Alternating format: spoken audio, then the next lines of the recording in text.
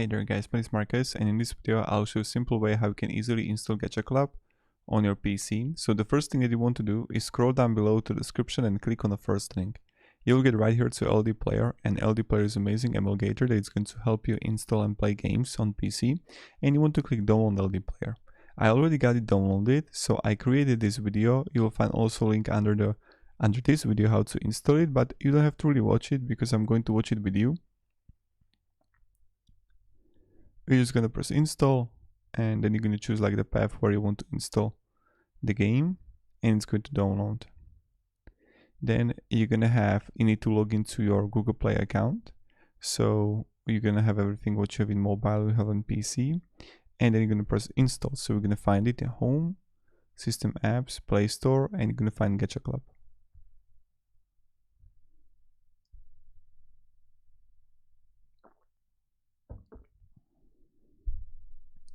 Now we're gonna go play.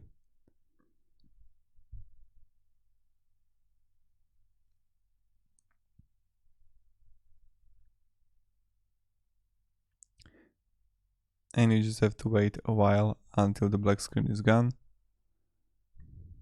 If it's not going to work straight away, you need to restart the game.